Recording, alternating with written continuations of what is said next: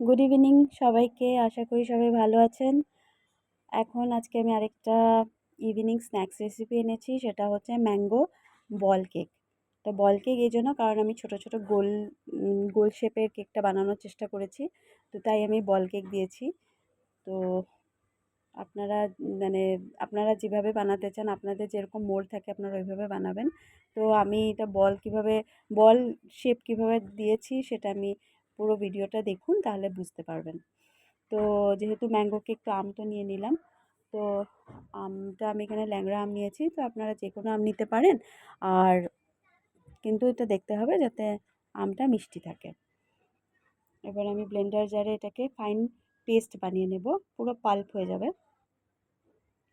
এখন তো ম্যাঙ্গোর সিজন, তো সবাই কিছু না কিছু আমের রেসিপি দিচ্ছে, তো আমিও ভাবলাম আমি কিছু একটা বানিয়ে দেই। আর এই কেকটা আমি এগলেস বানাচ্ছি, এটা ভেজিটেরিয়ান কেক হচ্ছে। তো দেখুন আমি কিভাবে বানাচ্ছি শুরু থেকে শেষ অবধি, তাহলে বুঝতে পারবেন।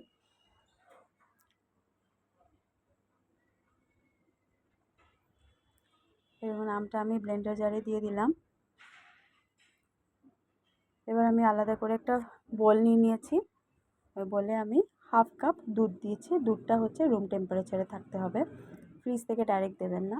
একটু ফ্রিজে যদি থাকে তো এটা একটু সময় বের করে তারপরে একটু রুম টেম্পারেচার এনে তারপরে দেবেন।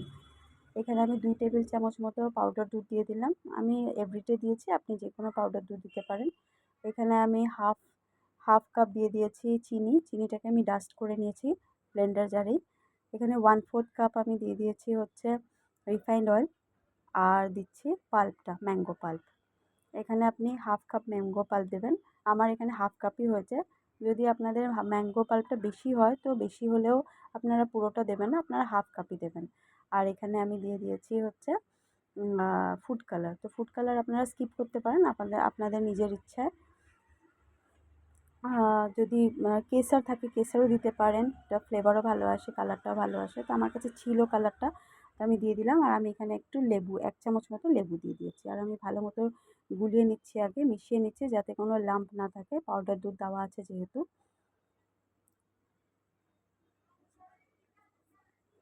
মেশানো হয়ে গেছে মোটামুটি।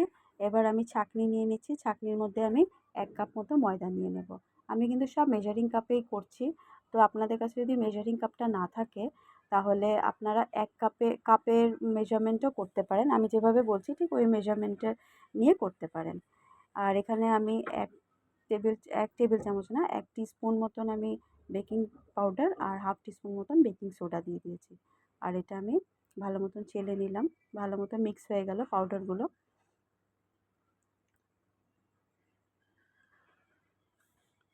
দেখুন এবার আমি ভালো মতো এগুলোকে মিশিয়ে নেব।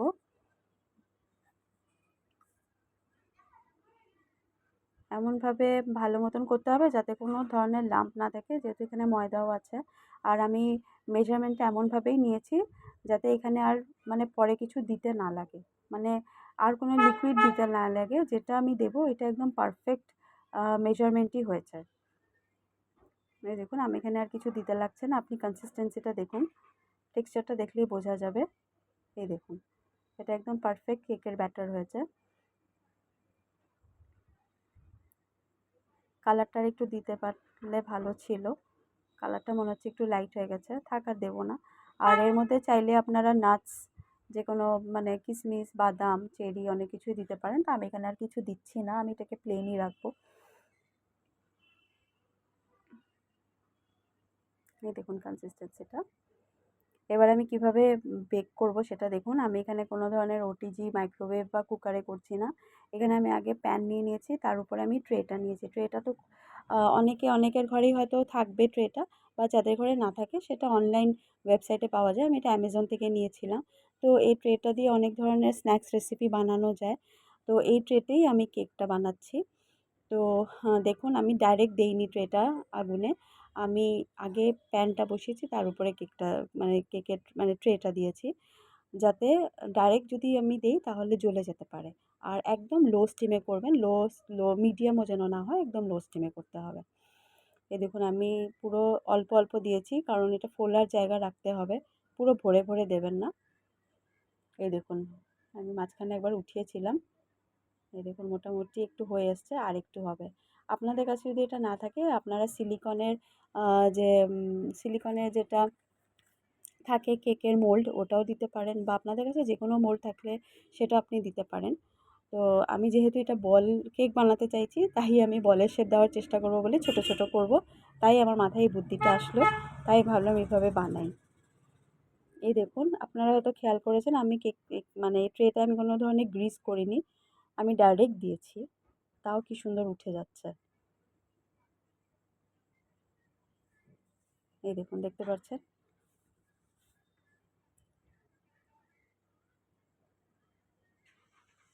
এই দেখুন কি সুন্দর করে চট করে উঠে যাচ্ছে, কোনো মানে কোনো কষ্টই হচ্ছে না, জাস্ট একটু খোঁচা দিলেই উঠে যায়। দেখুন হয়ে গেছে কেকগুলো।